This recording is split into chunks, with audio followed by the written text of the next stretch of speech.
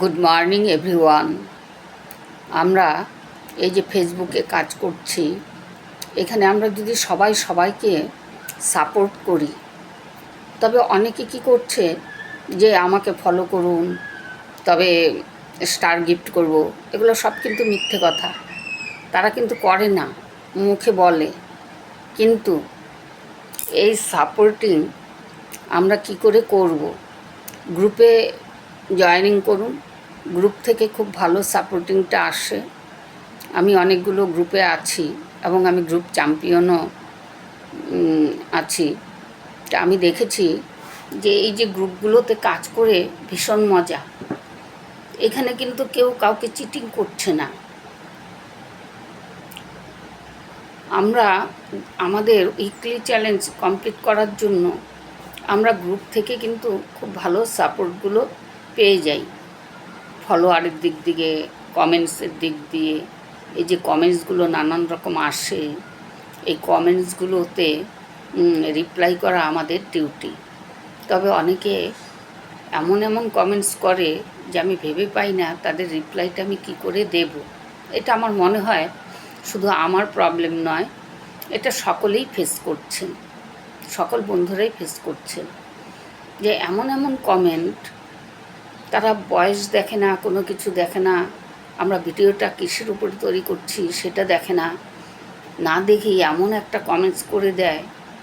সেই কমেন্টসের উত্তর আমরা কি করব আমি তো বুঝে উঠতে পারি না।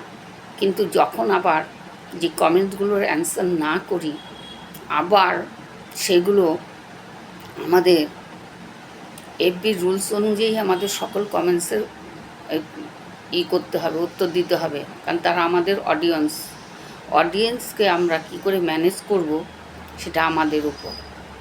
তাহলে এই যে কমেন্টসগুলো উত্তর দিতে গিয়ে আমি অনেক সময় নাজেহাল হয়ে যাই যে আমি কি উত্তর দেব, তবু শেষ পর্যন্ত দিতে বাধ্য হই। যাই হোক, এইভাবে কিন্তু আমরা ক্রমশ সামনের দিকে এগিয়েই যাচ্ছি। কোনো রকম প্রবলেম আসলেও প্রবলেমগুলো আমরা ফেস করছি এবং আমরা উতরেও যাচ্ছি। কালকে উইকলি চ্যালেঞ্জ কমপ্লিট করার পর ঘুম থেকে উঠে দেখলাম সেম টাস্ক আমাকে আবার দিয়েছে। আমি জানি না এটা কেন, এটা আমার সঙ্গে প্রথমবারই হলো। যাই হোক, টাস্ক কমপ্লিট করা কোনো ব্যাপার না, ওটা আমরা করে দেব। হয়তো আমার ভালোর জন্যই করেছে এফবি, যা করেন সব ভালোর জন্যই হয়। সুতরাং এটা কমপ্লিট করে দেব। আপনাদের কারোর যদি এরকম হয়ে থাকে আমাকে জানাবেন, তাহলে আমি বুঝবো যে শুধু আমার সঙ্গে নয়, সবার সঙ্গেই ঘটনাগুলো ঘটে। তারপরে এই যে আমরা লাইভ ভিডিও রিলস রেগুলার করতে পারছি না, এটা কিন্তু আমাদের ডিফল্ট, এটা কখনোই করা যাবে না। তবে কিন্তু সব কিছুই কমে যাবে। আমার যেমন কমে গেছে, আমি যত চাচ্ছি যে আমি ভিডিও তৈরি করব, রিলস তৈরি করব, ততই আমি যখন ক্যামেরাটা অন করি, নানান কারণবশত আমি সেইভাবে করে উঠতে পারছি না। সময় যে একেবারেই নেই হাতে তা নয়, সময়ও আছে।